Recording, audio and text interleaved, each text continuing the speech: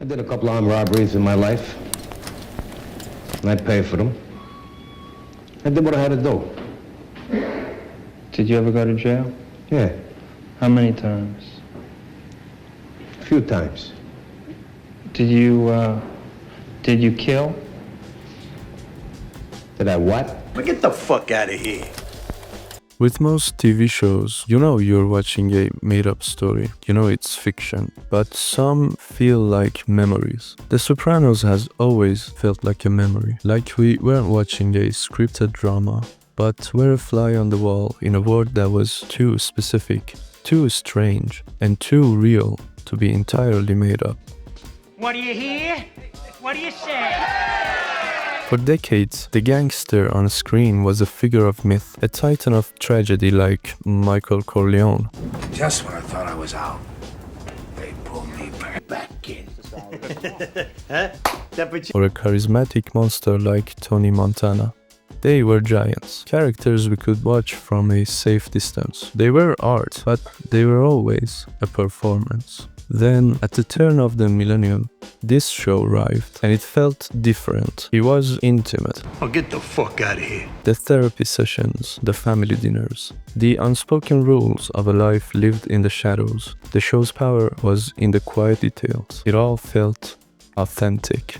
For years, we credited the genius writing, the masterful direction, but the show's deepest secret, its most powerful footnote, isn't found in a script. It's found in the ghosts of real lives the actors brought with them. And no ghost loomed larger or more real than the one that lived inside Paulie. Get the fuck out of here. Paulie Walnuts, the gramophobe, the loyal soldier, the source of some of the show's strangest and funniest moments. He always felt a little different from the others. He felt sourced, as if he wasn't a character being performed, but a person being documented. And in a way, he was. The actor, Tony Sirico, wasn't just playing a gangster. Before he ever stepped in front of a camera, he was one. A man with a long rep sheet, who had lived the life, who knew the codes, the rhythms, the quiet violence of that world. And when the show's director David Chase was casting, he wasn't just looking for actors, he was looking for artifacts, living pieces of the world he was trying to capture. And in Tony Sirico, he found his crown jewel. He went to jail because he was robbing nightclubs. He was sticking up nightclubs. Shaking them down. So he would shake them down. First, he would start fights. He'd bring a bunch of guys and start fights and bother people. So the owners would either pay him off, and if they didn't, then he would. Sirico agreed to join, but with one non-negotiable condition. He would never, ever play a rat. That single rule tells us everything. He wasn't just taking a job, he was bringing his own real-world code of honor with him. This is where fiction and reality begin to bleed into one another. Tony Sirico didn't need to research his role. His entire life was the research. The way Paulie holds himself, that specific cadence in his voice, the paranoia, the unexpected bursts of vanity, none of it feels like a performance.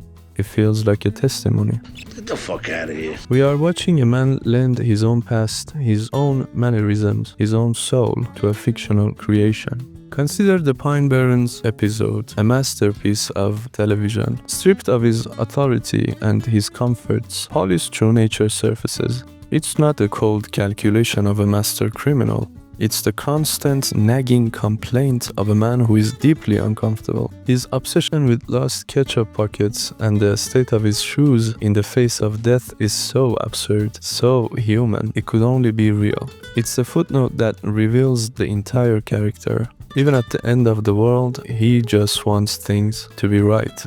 This authenticity extends beyond mere quirks. Look at his relationship with his mother. The storyline where he discovers she isn't his biological mother is a showcase of this borrowed reality. We see his rage, his deep, almost childish hurt. It's a messy, complicated grief that feels real because it taps into that old world sense of honor, family, and blood that Sirico himself embodied. Then there is the supernatural. But that's what this is, you know. Satanic black magic. Sick shit. His profound, almost childish terror when a psychic relays a message from beyond the grave. 3 o'clock. The ghost of a man Paulie murdered whispers through the medium. In that moment, Paulie's tough exterior shatters, revealing a man steeped in Catholic guilt and superstition. He isn't afraid of a rival gangster, he's afraid of divine retribution. You're dragging me to hell. What's the matter? What's the matter? You're dragging me to hell. Paulie!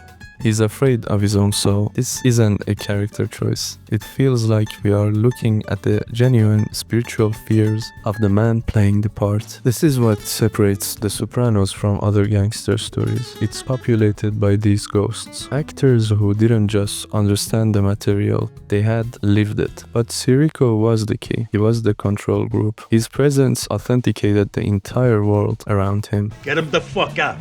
These are snakes with fur. He made the other performances feel real because we knew instinctively that he was. And that brings us to a deeper, more profound question. What does it mean when a man's life becomes his art? And what does it mean for us, the audience, to be so drawn to it? There is a comfort in fiction, a safe distance. But watching Tony Sirico as Paulie, that distance collapses. We are leaning in, captivated by something more raw. We are not just appreciating a performance, we are appreciating a survival. The art becomes more valuable not because it's a perfect imitation of life, but because it's a direct continuation of it. For Tony Sirico, playing Paulie wasn't just a job. It was a kind of redemption, a way to use the very experiences that once defined him in the darkness and turn them into something that brought light and laughter to millions. The role didn't just imitate his life, it gave it a new purpose, a new legacy. He wasn't a gangster playing an actor, he was a survivor, showing us what that survival looks, sounds, and feels like. And that is the ultimate footnote of The Sopranos. Its legendary realism wasn't just good writing, it was the borrowed soul of Tony Sirico, the ghost of a real past, haunting a fictional world, and in doing so, making it immortal.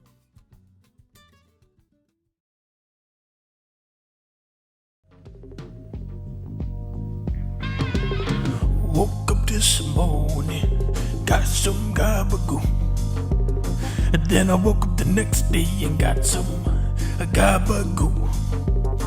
Keep waking up and keep getting different types of gabagoo.